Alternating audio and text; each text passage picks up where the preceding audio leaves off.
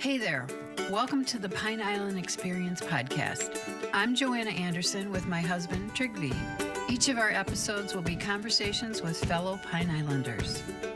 The goal of our podcast is to share with you our experiences, what we have found to be fun, and what makes the Pine Island experience so unique.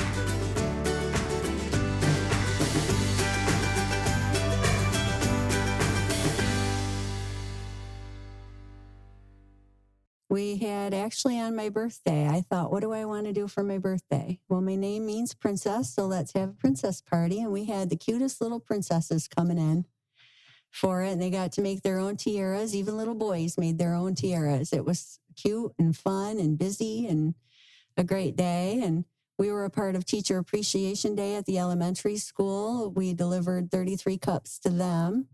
We were part of the library's summer reading program just a week or two ago and delivered 66 cups to them.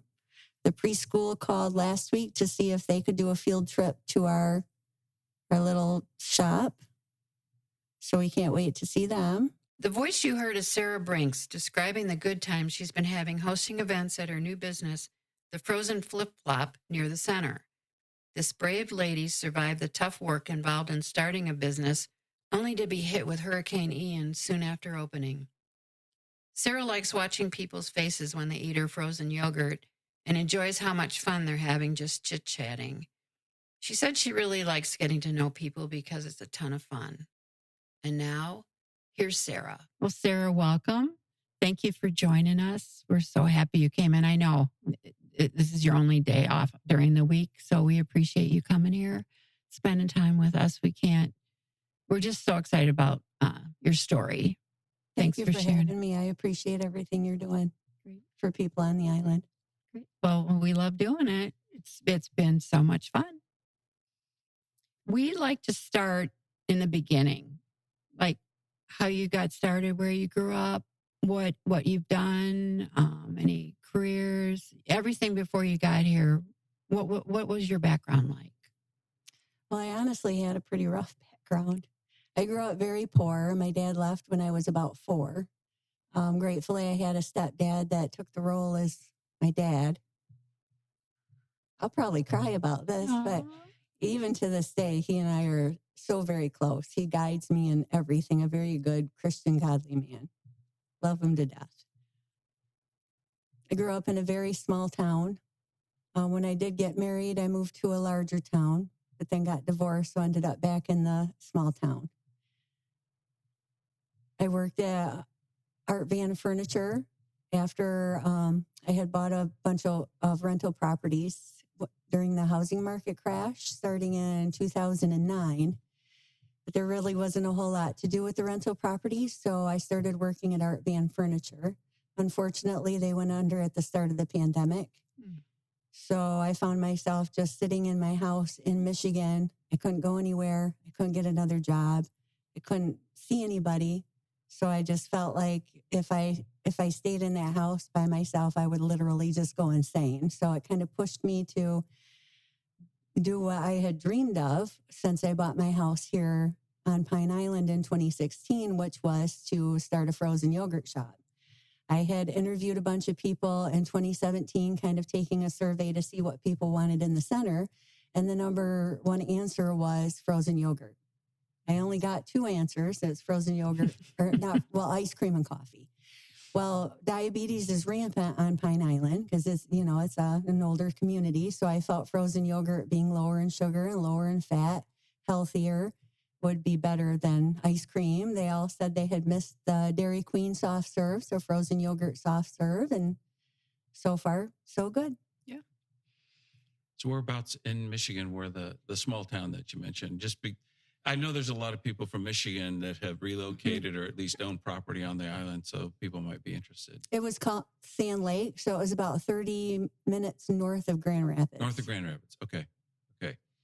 And then, so you mentioned that was a dream. So buying the properties during the housing market decline, it shows some entrepreneurship, but owning your own business, I mean, was that a natural progression over time or just something that like long time ago, you said at some point in time, I want to own my own business, be my own boss kind of thing. It was a natural progression. I had worked as an insurance agent for State Farm Insurance for many years prior to buying the rental properties. Mhm. And when I bought the rental properties, I kind of retired from that.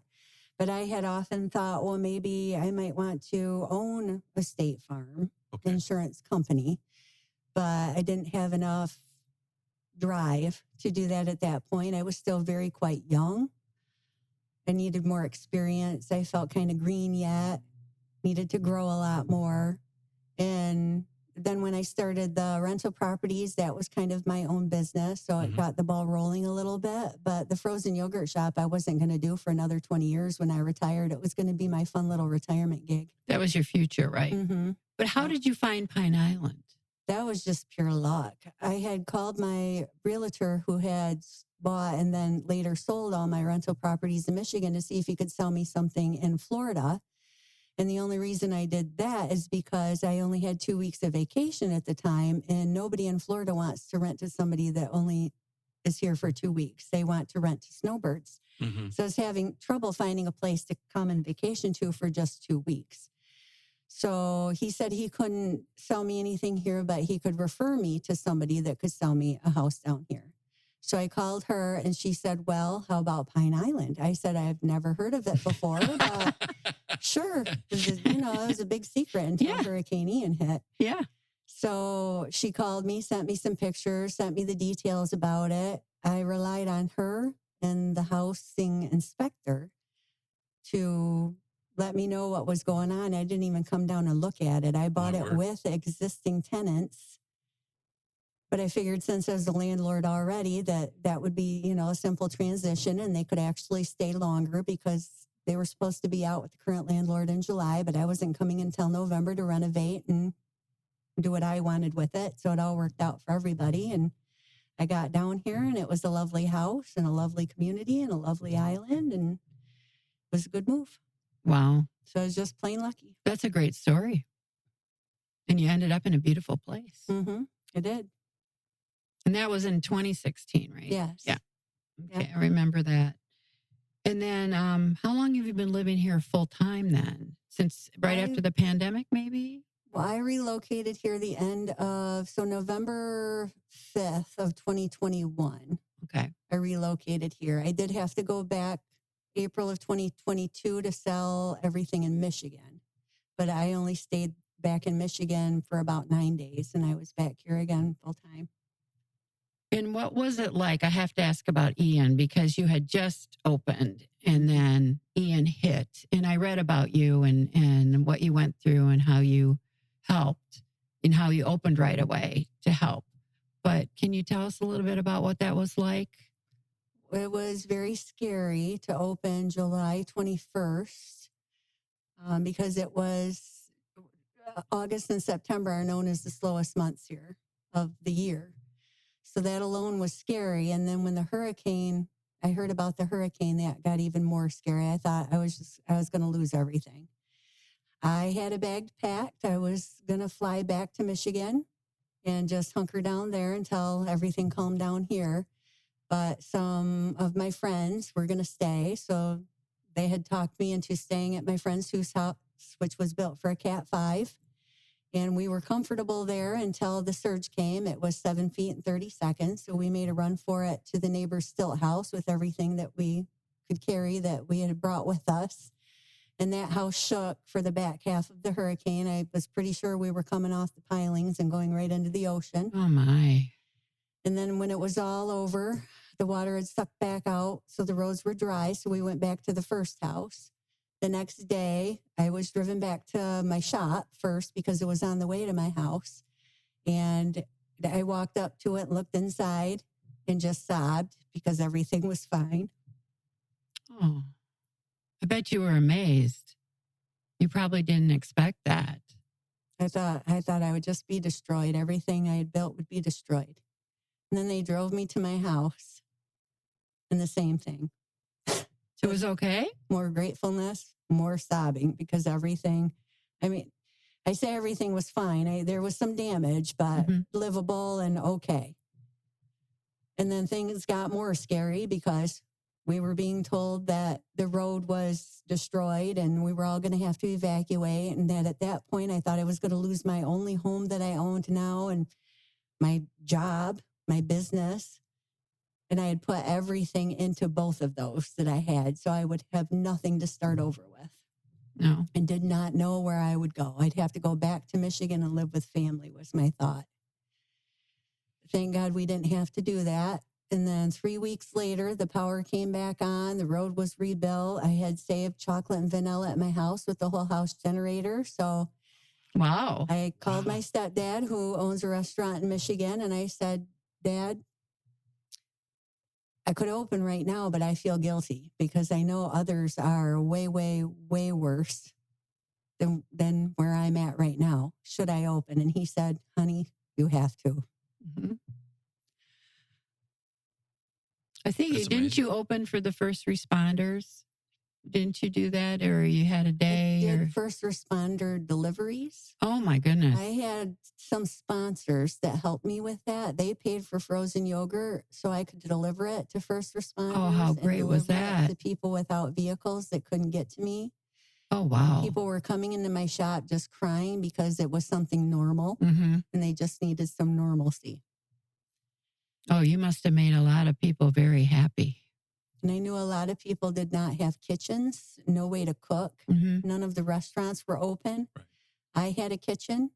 So I went out and bought and cooked a breakfast food. I didn't make a dime on that food. I sold it at the least amount that I could just so people could get some food and some breakfast.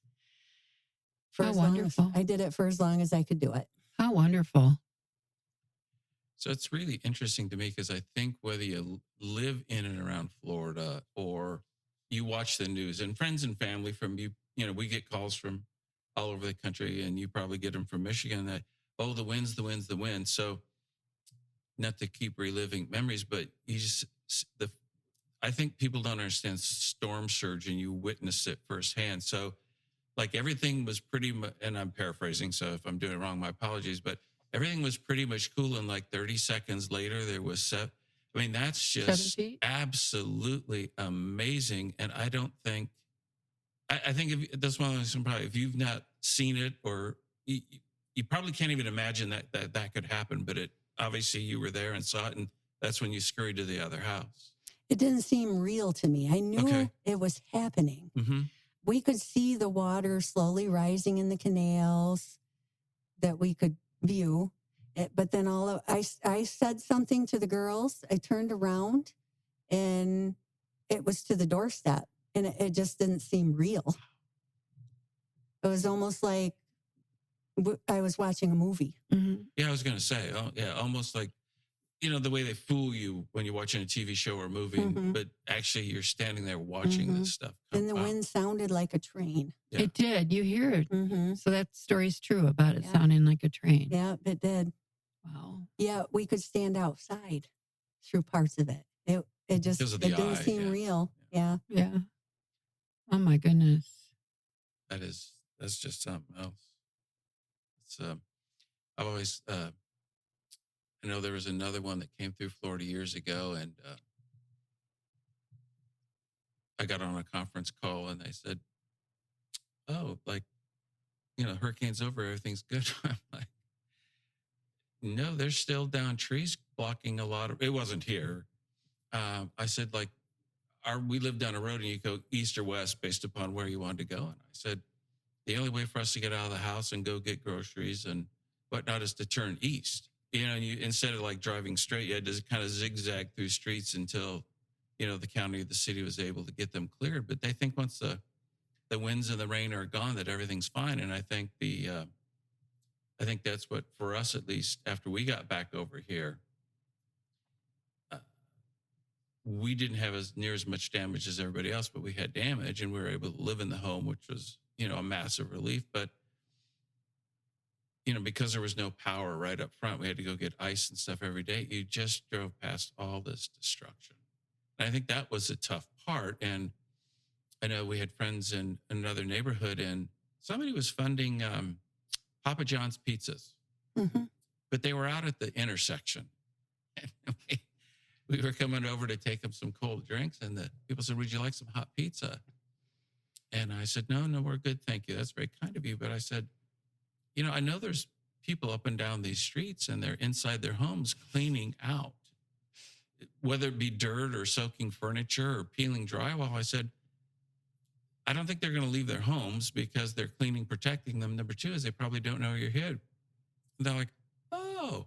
So then they started sending kids that were with them up and down the streets, and they'd yell into the homes and say, hey, we have pizza. So that delivery is just outstanding, because there's a massive difference between saying we offered something versus people being aware of it and being able to take it. And I think what you said is really, really true. I think we were all searching for normal.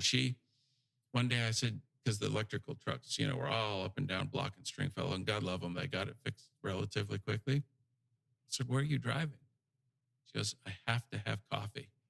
Mm-hmm. And she went on a place that was able to make and serve coffee. And it's just like, coffee love notwithstanding, it was like, that's a normal day as you get up and you have a cup of coffee. And for so many days, we didn't have normal where you didn't get up and have your coffee and get started like you normally do. Yeah. So he said to me, well, don't take the car, because we're hearing stories that the car won't start. It'll run and then it won't start because we had left it in the garage.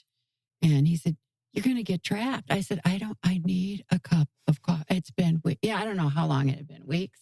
I just need something normal. I need a cup of coffee. Mm-hmm. And it was fine. It started and came back. Mm-hmm. But that's all I wanted. Yeah. Doesn't that sound silly? No, I got that a lot at the shop when I was serving the breakfast. Mm-hmm. The biggest thing was people wanted the coffee. That was normal. Mm-hmm. And they needed that. Yes. People were living in tents and homes full of muck. Yeah. Homes full of mold. Yeah. They just needed some niceness just to feel like somebody cared about them. Yeah. They weren't alone. So if we go back to the business, the name of the company. So did you work on that for years, or you just woke up one day and said, that's what I'm going to name it? Or how'd you get to that point? That's a cute story. It was at the beginning of the pandemic. The company I'd worked for went under, so I was stuck at home. My brother was an essential worker. So he needed a babysitter for my 10-year-old niece, his daughter. So I babysat her. So we hunkered down in my house. And we just started chatting about this idea that I had, and she and I came up with that name. Well, it's everybody wears flip-flops on the island. Mm-hmm. It's a great name.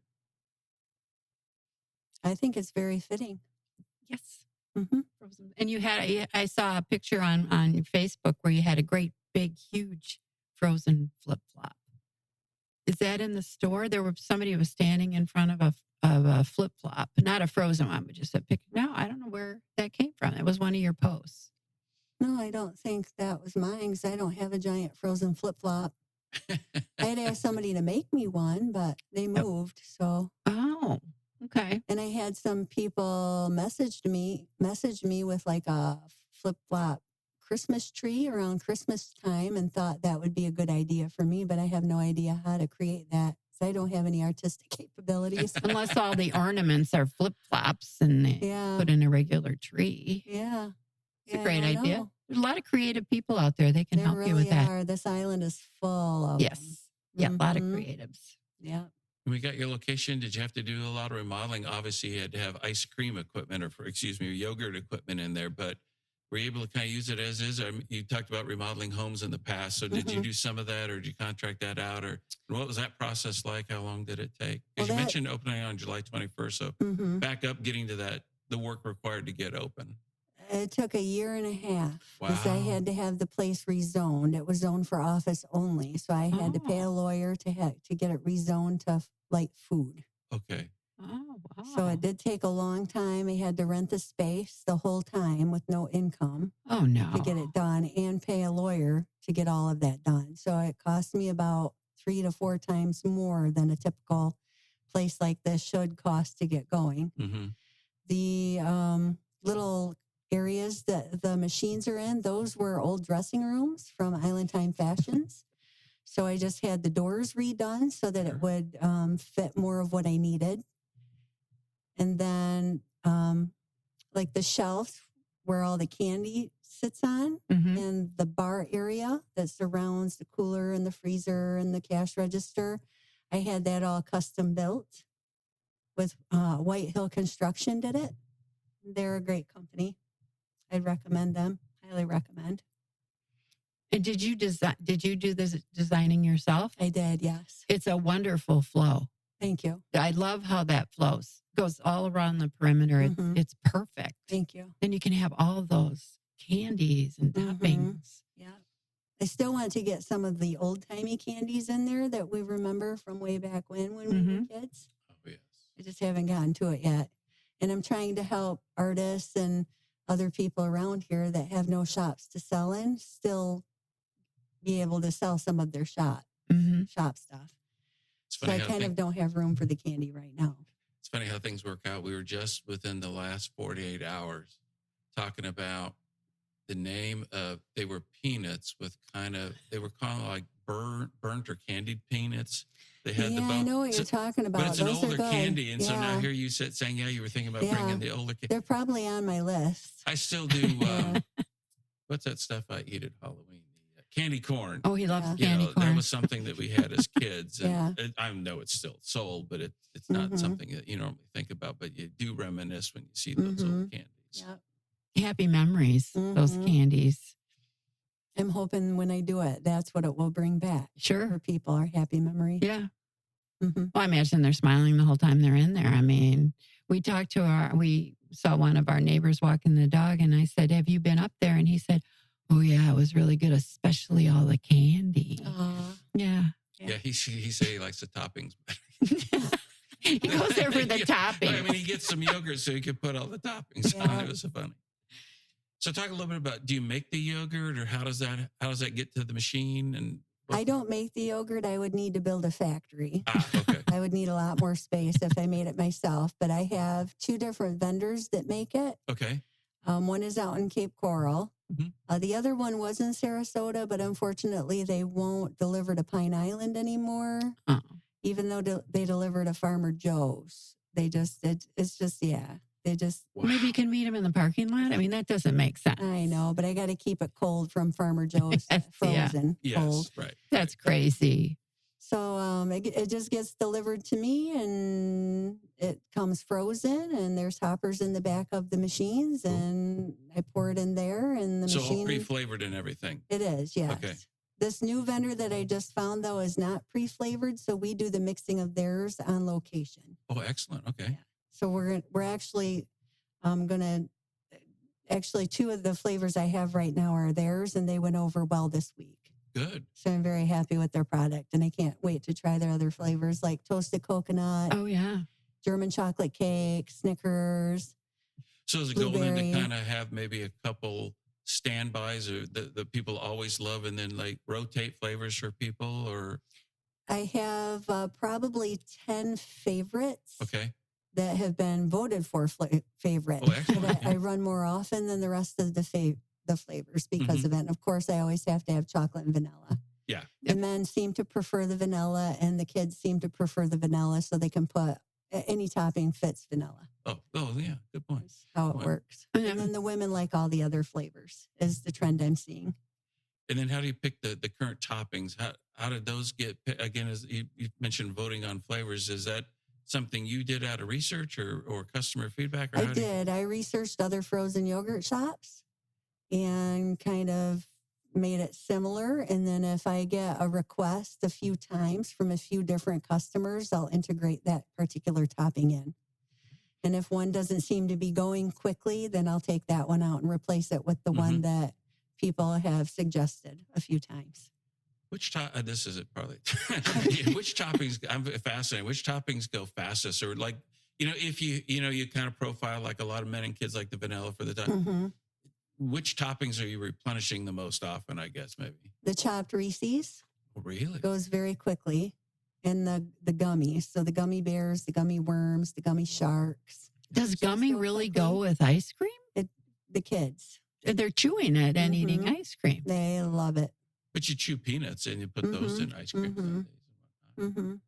And then the boba. I didn't even know what boba was. What is until I boba? started No this. idea either. It's Share like flavor bursting balls. Oh my! Juice balls. They just want it bursting Yeah. in there while they're eating the ice Yeah, cream. it's very popular with the kids. So You have to go with that. I Yeah. did. I didn't know anything about them. And then somebody mentioned it. So I had no idea. I was asking the lifeguards at the community pool, do you have any idea what this boba is?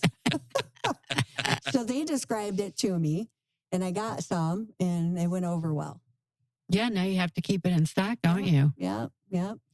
But you said you're mixing your own flavors now, Yes. right? With the new vendor. Do you yes. like that? I mean, is it fun for you to? It's more work for us, but it's okay because I can, if I want it more flavorful Yeah. or less flavorful, I'm in control of that now. You can create your own. Right. You could mix two flavors, or Sometimes I did that anyway with even the stuff that comes frozen yeah, to create more options. that sounds like fun. Mhm. It is fun. Yeah. Do you have tasting parties then too, or? No, Oh darn it! just me and Eva. Here, taste it. Yeah, is it any good? Yeah. So we've seen the cups that you can dispense into. Are there other options beyond just the cups if people want them in terms of? Well, over the Memorial Day holiday, we featured banana splits. So we have banana boats right now. Ah, excellent. But our modified banana splits over the holiday we did with bananas, Mm-hmm. but those are so hard to keep fresh. Yes. I would really have a hard time keeping up. So in our modified one, we just used banana yogurt Ah, okay. in place of the banana, That was smart. which is good for you anyway because Yeah, it it's helps better. lower cholesterol, so lactic acid, Well, yeah, I wanted you to talk about that because I don't think everybody understands how healthy yogurt, frozen yogurt, really is, and all the benefits. Mhm. Well, it's full of protein. The lactose during the process of making it turns to lactic acid. So lactose intolerant people do not have a problem eating it. The lactic acid helps lower cholesterol. Frozen yogurt helps lower blood pressure. It's 96.5% to 100% fat free, depending on the flavor. So it's a very low in fat and naturally low in sugar. It has 8 grams of sugar per 2/3 of a cup. So it's really not bad for you at all. And the no sugar added, you usually have one of those, right? Or I try to. but every how much time. lower? I mean, is it really a big difference in sugar content when it's no sugar added? No, not really. Yeah, okay. It's just people have the mindset that I can't change. Yeah, so it's just psychological if it says no sugar added. And if people want that, then that's what I'm going to have. Okay. Well, then they only have a limited choice, right? Mm-hmm. And they skip the candy anyway. Or they should. They should. Well, I can't tell secrets. No. Your customers would not like that. So you mentioned banana splits. Any other options? Pardon? Any Banana other split? options? You mentioned like the banana splits kind of thing, or the modified banana split. Like, I don't know, do people do frozen yogurt cones? Do you have those? We or- do have cones. Cones, okay. Yeah. You tried shakes for a while, didn't We you? still have milkshakes. Okay. We can still do floats. Oh, We're going to integrate, we're calling them frozen flip-flop. So they are flip-flop shaped ice cream sandwich cookies. interesting. So we're that gonna sounds be good. integrating that shortly. And ice cream cakes or frozen yogurt cakes, that's been requested. So we're going to integrate ice cream cakes shortly. So is it like a flip flop like cookie, and then the filling is the yogurt, and then Yes. another cookie, kind of like your? Yes. Just commercial. like an ice cream sandwich. Oh, excellent. Yeah. Okay, cool. Well, I have to tell you, I told you yesterday, you probably think I'm just weird. I'd never had frozen yogurt in my life. It just never came up. It tasted better than ice cream. I think so too. It really did. It was so creamy and so good. I haven't tried Thank you. a quart. I want to get a quart now too and see Mhm. and have it at home. But oh my, and it was fun doing it yourself. And you can pulling the make it levers. exactly how you want it. Yeah. You don't have to order off a menu. If you want this certain sundae, that's a sundae you can make. Yeah. No, I'm like, oh, I get to pull the lever myself. And so then, of course, like a little kid, all right, I'll do the chocolate. Oh, I'll do vanilla and I'll do chocolate. Mm-hmm. And you could do whatever you want. Mm-hmm. And then you walk around and then you look at all the toppings, and it was so much fun. Mm-hmm. It really is. And exciting news is I've been approached by Captiva Island, and they would like me to franchise out there. Yes. Wow. You hope I'm to very- someday franchise, didn't Hopefully you? starting Wednesday, the frozen flip-flop, frozen yogurt will be on Captiva Island. You heard it here first, right? Mm-hmm. Mm-hmm. That's congratulations. Excited. Well done. Huge stuff. Huge stuff. How did you get involved with the local artists? You mentioned that you're trying to help out other people that don't have shops. And I'm sure you mentioned cost to get going, rental of a building. You have to man the building. You talked about working 60 hours a week. So the idea and the impetus to offer that and then finding the artists to be able to sell things for them. Well, how that got started was I had actually seen my ceiling tile idea that I have in the shop at a local hospital here. So I had posted on the Pine Island Prospect, anybody want to paint some tiles? So I think it's a neat idea. And boy, did I get a response. So that's how I got to meet all of the artists from painting smart. my ceiling tile. So then the conversations just progressed into, well, do you want to sell some art out of here then? Well, yeah. Of course We they don't have did. any other place that we can sell it out of right now. So it was very easy. It was very clever. I know you walk around and as you get to meet people, and I think we've often said that one of the positives from Ian, and if you look, they are there, but got to know people much, much better because everybody was cleaning their homes and helping each other lift things. But we started to talk to people, and we found that we've got a neighbor that does paintings that are wonderful. We got another one that designs greeting cards and Stained glass. stained glass. So here you are, you just live your life and you're going back and forth doing whatever. And then you find out that, and I guess it's maybe kind of what a characteristic of an island. I mean, I know artists used to flock to the Keys or, those kinds of things. And you get this islandy thing, and it does seem to attract people with talents, and or they now have time to pursue those talents. So to give an outlet, because it's one thing to be able to create, but I don't think people understand the overhead and the issues with running a business and the taxes and the paperwork and the permits and all that. So to have some place, where they can get their stuff or, have a retail site, because that's the other thing. You can't running a website's damn expensive too. With the shopping cart. So now they have I don't want to say an outlet. That sounds like it's low cost, low quality, but I mean, they have some place where they can sell without having to go through all that. I wish I had more space because I've had others say, hey, can I sell there too? But I just don't have any more room for anything. Kind of a good problem to have, though, in a way. I mean, it shows you how much it's appreciated.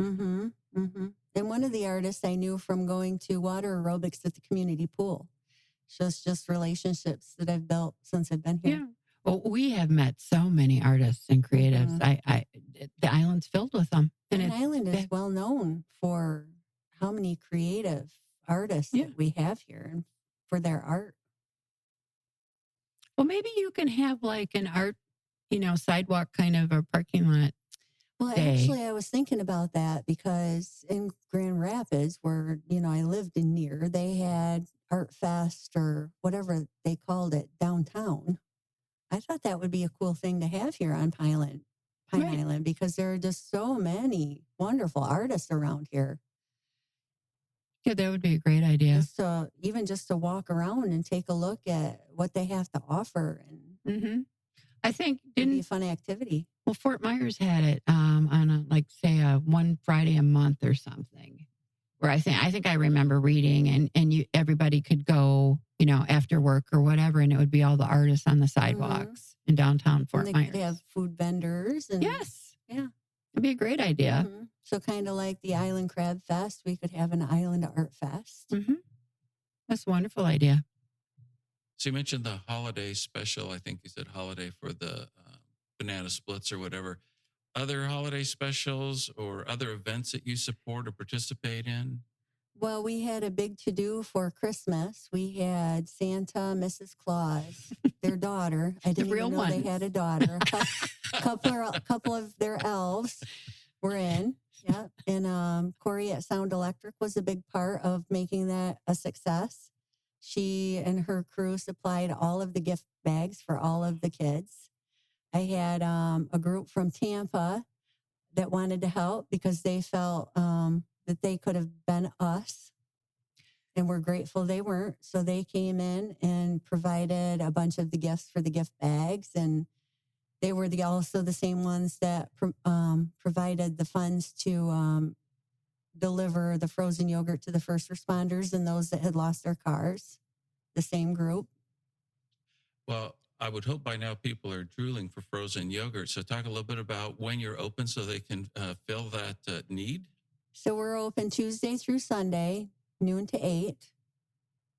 Apple Maps does say we're open until 8:30. I've tried getting them to change it, but that's wrong. Don't listen to that. It's noon to 8. And you post it. It's on Facebook and on Google, right? Mhm. Your hours. Yeah. And you're always posting flavors, right? Mhm. Yeah, I try noticed to keep up with posting when the flavors change. you get a lot of comments about your Mhm. flavors. Yeah, I know. I've gotten a lot of wonderful feedback. I am just very grateful for everybody that is doing everything that they can Yeah. to make this a success. It's a wonderful, wonderful thing for the island. It really is. Now I know you've had, you go to the elementary schools you've had and the library. So you have Yeah. events and you've had the kids come in. There was Yeah. a princess.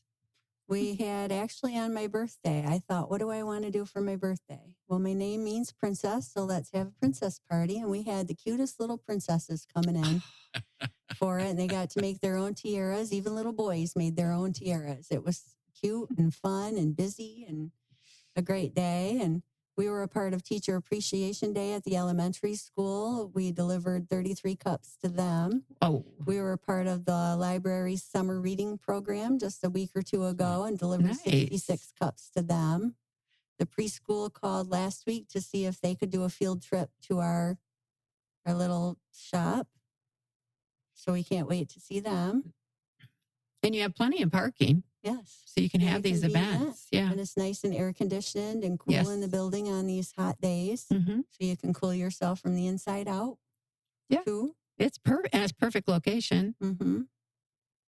How cool is that?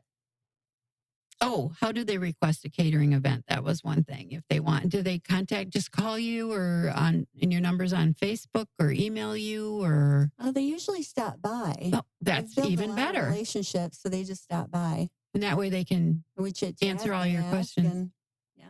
They can see all your toppings. Mhm. I've been a part of the kids walkathon. I've provided awards for that.